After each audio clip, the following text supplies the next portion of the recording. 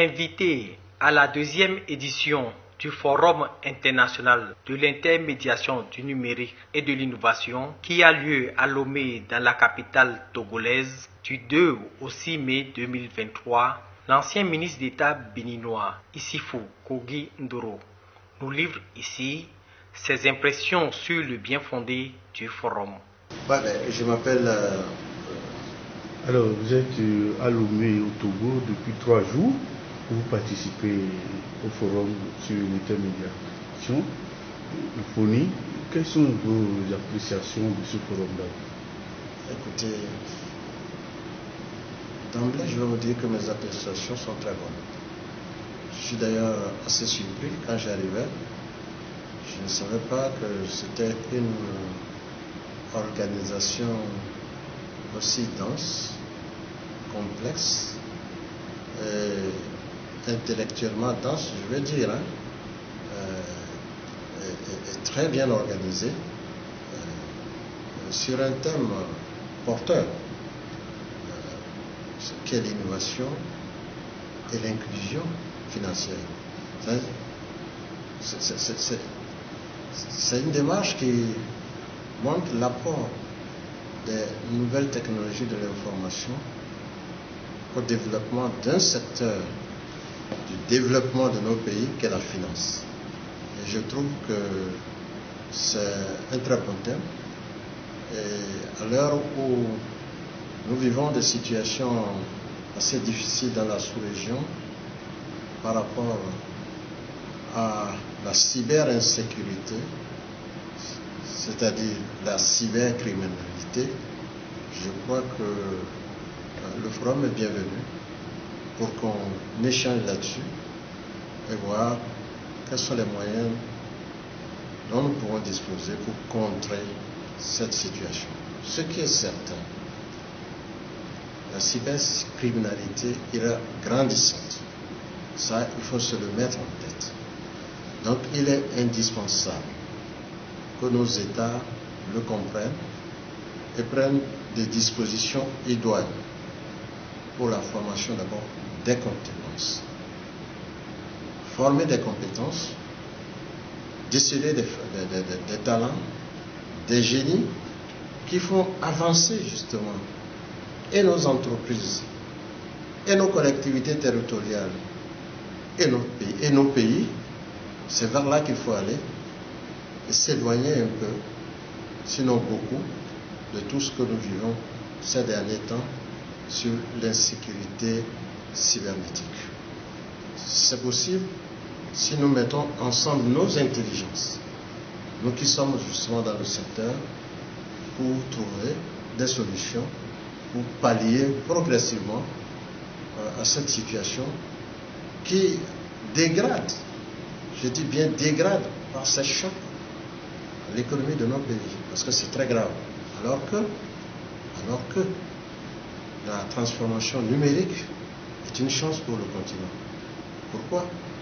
Parce que cette transformation numérique permet de créer des valeurs avec grand V. Cette transformation numérique permet de créer des emplois. Pour qui? Pour la jeunesse. Vous avez suivi tout ce qui est dit ces 2 derniers jours. Maintenant, comment faire pour prendre le bon côté des choses et minimiser le mauvais côté des choses? Parce que c'est comme une pièce, hein? Chaque pièce a 2 faces. Une face positive et une face négative. Et il faut tout faire pour que la face positive prime toujours sur la face négative. Voilà. Alors, monsieur le ministre, vous représentez quand même une grande structure, très bien connue, surtout de la jeunesse africaine, francophone. Alors, vous voudrez bien nous présenter? Oui, je crois qu'elle est assez connue. Peut-être qu'on n'a pas beaucoup sensibilisé les gens sur ça. Sinon, les chefs d'entreprise des pays francophones doivent connaître ce que c'est que le Forum francophone des affaires. Parce que c'est quand même un organisme civil, certes, mais qui a été créé depuis les années 1987 à Montréal, au sommet des chefs d'État de la francophonie. Donc, c'est même une institution importante pour l'espace francophone, qui s'occupe de toutes les entreprises qui travaillent en français dans l'espace francophone, même au-delà de l'espace francophone. Je crois l'avoir dit ce matin, Et l'isophonie travaille avec nous, les arabophones travaillent avec nous, les hispanophones travaillent avec nous.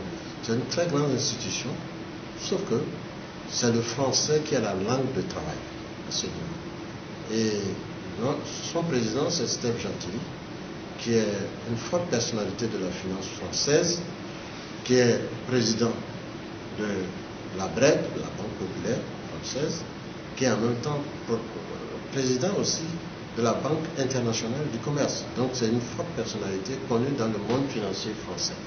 Donc c'est lui qui préside depuis ce temps-là cette institution et qui organise chaque année de grandes réunions en partenariat avec certains chefs d'entreprise pour justement faire passer l'expertise vers les pays du Sud, histoire de pouvoir élever leur niveau, mais en même temps d'établir des partenariats.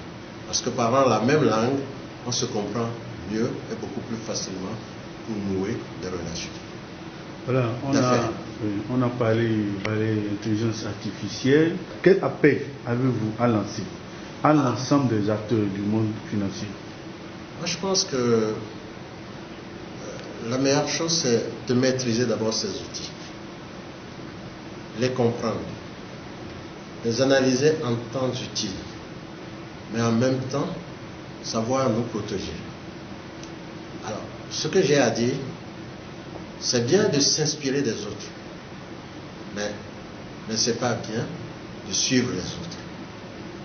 Il faut tout faire, justement, comme c'est universel, en utilisant ces outils, en utilisant ces instruments, qu'on les adapte à nos propres besoins, en tenant compte de notre propre culture.